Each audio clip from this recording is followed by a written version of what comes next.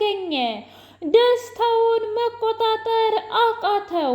አክሊሉ እና መድብል ተጋደሉ።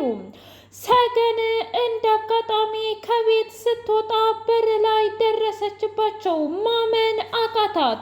ሰገን እና መድብል ይህንን ጨለማ ህይወታቸውን ፊት ለፊት አይን ላይን እየተያዩ ግንባር ለግንባር እየተሳሳሙ ከባድ እርምጃ አራመዱ። መድብልዬ እስካሁን የት ነበርክ? ስቃይና መከራዬ ሲበዛ ብላ ከባድ ንግግር ተናገረች። መድብልና አክሊሉ ለመጀመሪያ ጊዜ ፊት ለፊት ተገጣጠሙ። አንተ አረመኔ አውሬ! እውነትም እኔን አክሊሉን የሚደፍረኝ ሰው ማንም የለም ብዬ ነበርም። ለካስ የዝች የአረመኔና የጨካኝ አፍቃሪ አለ። ቆይ እናንተን መቼና እንዴት ነው የምገላገላችሁ? እኔ እኮ ሰገንንም ለመግደል ብፈልግም እንኳ እየገደልኳት አይደለም፣ ምክንያቱም ልቤ እምቢ አለኝ። አንተንም ደግሞ እስር ቤት ወረወርኩህ እንዴት መጣህ ብሎ ጥያቄ አፋጠጠለት። ትሰማኛለህ? እኔ እኮ መድብል ነኝ። እያንዳንዱ ነገር ያደረግኩትን የማቅ ሰው ነኝ። ያኔ ባጭበረበርከውና ባደረግከው አደንዛዥ እጽ መሰረት ሁሉንም ነገር ከርችሌ ገባውልህ ለብዙ ዓመታትም ብኝ። ያኔ ግን ሰገንን ገድያታለሁ በሚልና ጓደኛህ ሙታለች ብሎ ስራ ረዳኝና ስራ ረዳኝ ብቻ ነው። ከዓመታት በኋላ ግን ሰገን በልቤ ውስጥ እየተንጎባለለች ስትገኝ እንዳልሞተች አወቅኩ። እመነኛ አክሊሉ፣ ዛሬማ ከዚህ ከቤት አስከሬንህ ነው የሚወጣው ብሎ ተናገረ። እባክህን እንደዚህ አታድርግ መድብል፣ እባክህ ልለምንህ። እኔም እኮ ሰገንን ስለምወዳትና ስለማፈቅራት ነው እንደዚህ የምከታተላት ብሎ አለ። መውደድና ፍቅር እንደዚህ አይደለም፣ በቃ አሁን አብቅቶልሃል ብሎ አለው።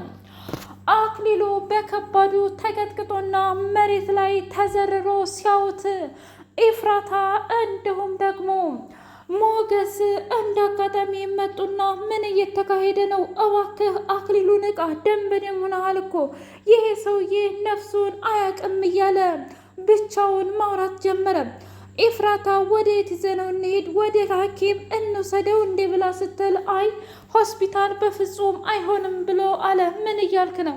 እንዴት እንደዚህ ትላለህ? ኤፍራታ እሱ ብዙ ጥላቶች ናቸው ያሉት። እንደ አጋጣሚ ሆስፒታል ከሄደ ሌላ ከባድ ችግር ስለሚፈጠርብን ማድረግ የምንችለውን ነገር በሙሉ እናደርጋለን፣ ግን ደግሞ ሆስፒታል ይዘን አንሄድም ብሎ አላት። እንደዛ ከሆነ እሺ ምንም የምናገረው ነገር የለኝም ብላ ኤፍራታ አፏን ዘጋች።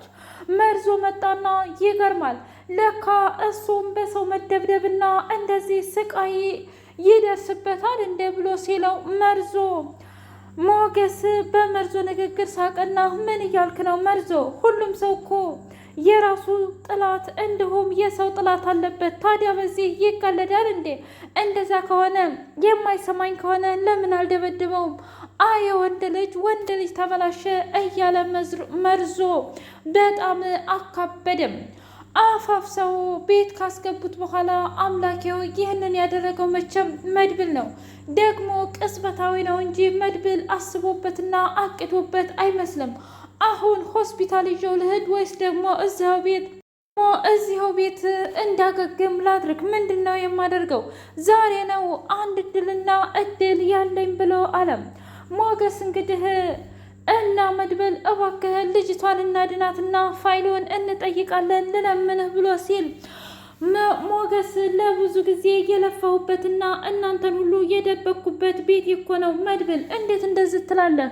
ደግሞ እሷን እኮ አስወጥተናት ነበረ፣ ግን ደግሞ ስትንቀረፈፍ ተያዘች። በዛ ላይ ልጅቷ የምትረብ አይነት አይደለችም፣ አብዳለች እኮ መድብል። ለምንድን ነው እንደዚህ የምትሆነው ብሎ አለ። እኔ ምን ላድርግ ታዲያ? እንዴትስ ላስብ? ማለቴ ስሟ ሰገን ከሆነ በኋላ ባገኛት አገባታለሁ ብለህ ይሆናል እንዴ? ከድሮ ሚስት ጋር ስሟ ብቻ ስለሚመሳሰል ብሎ ሲለው ሞገስ እስካሁን ድረስ ቀልድም ሆነ ጨዋታም ዝም ብዬህ ነበር። በአሁኑ ግን በቃ ከዚህ በላይ ምንም እንድትል አልፈልግም ስለ ሰገን ብሎ መድብል አፉን አዘጋው። እንደዛ ከሆነ አንተም በዚህ ግባ እኔም በዚህ ልግባ ብለው እያለ ሲፈትሹና ሲፈታተሹ አገኙት። አክሊሉ ሽጉጥ የቀነባቸውና እናንተ ሴቶች ቆይ ምንድነው እዚህ የምትሰሩት? እኔንስ ለምንድነው የምትከታተሉኝ? አንተ ደላላና አንቺ ብሎ ሲላት ሰላም ሰላም፣ ውድና የተከበራችሁ የህያ ቤቴ ቤተሰቦች እንዴት ናችሁ? ሁሉ ሰላም፣ ሁሉ መልካም። እኔ እግዚአብሔር ይመስገን ሰላም ነኝ፣ ደህና ነኝ። ለዚህ ቻናል አዲስ የሆናችሁ ሰብስክራይብ እያደረጋችሁ ቤተሰብ የሆኑ ነበር ቤተሰቦቼ ስለምትከታተሉኝ እጅጉን አድርጌ አመሰግናለሁ። እጅግ አስተማሪውና አጓጊው ሰገን ድራማ እንደቀጠለ ይገኛል። ሙጎ ፋይሉን ለሉላዬ አሳያትና ከዚህ በኋላ አንቺና እኔ አዲስ ህይወትና አዲስ ተስፋ ይጠብቀናል። ይህም ቤት የራሳችን አድርገን የምንጨፍርበት ልጆቻችንም የሚያርጉበት ይሆናል ብሎ ሲላት፣ ግን ደግሞ ቸኮል መቼም አክሊሉ ይህንን ፋይል ፈትሾ ሲያጣው እኮ የመጀመሪያ ተጠርጣሪ እኛና ኢነ ኢፍራታንን ብላ ስትል ማንም ምንም አይሰማም።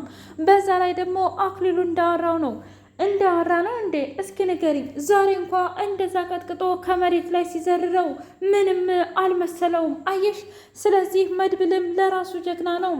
እንደገና ደግሞ አክሊሉም ጀግና ነው። እኛ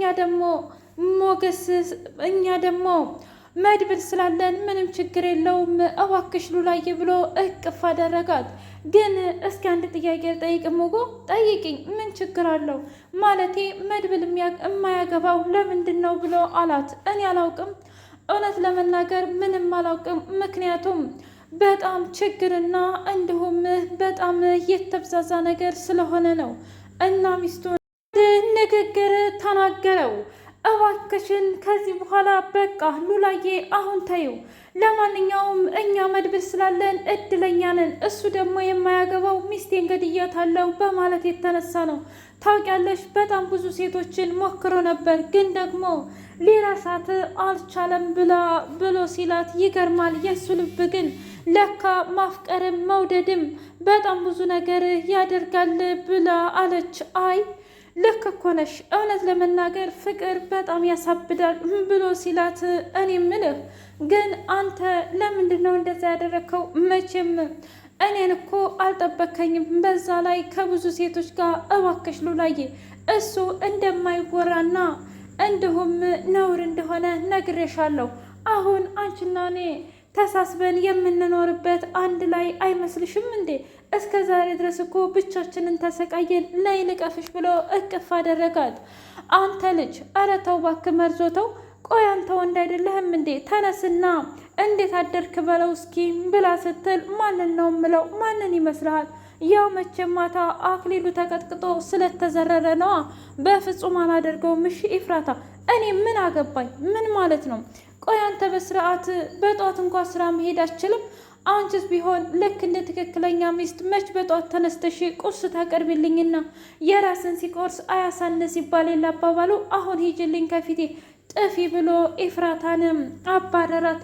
መድብል እንዴት አድሮ ይሆን ብላ ስትለው፣ ደውዬለት ደህና ነኝ ብሏል። በዛ ላይ ትንሽ ጎዳ ስላደረገው ሆስፒታል ታክሟል። ምንም የሚያሳስብ ነገር የለም ብሎ አላት። ግን ደግሞ እኔ ከዚህ በኋላ አንድ ነገር ማድረግ አለብኝ ብላ አለች ሉላ። ምን ማለት ነው? ብሩክን የሆነ ሴት መድብልን የሆነ ሴት ልናጣብሰው ይገባል። ካልሆነ ግን በዛች በልጅ የተነሳ እንዲጎዳ አልፈልግም።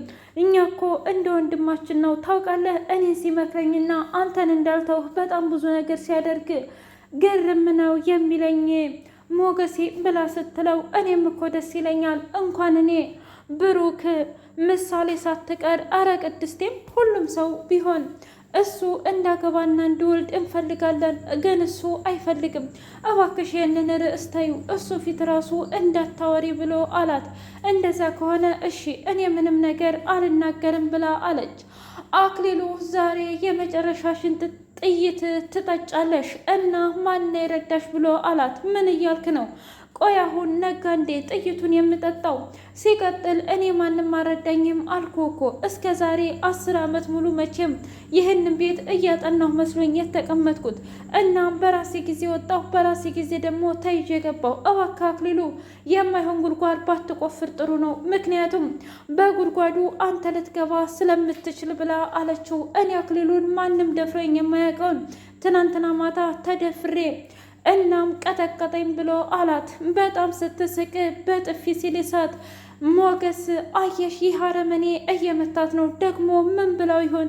መቼም ዛሬ በንዴት እየቀጠቀጠ ማደሩ ነው ብሎ ሞገስ ሲደነግጥ መድብል እኔ መጣሁ፣ አብሽሪ፣ አድናታለሁ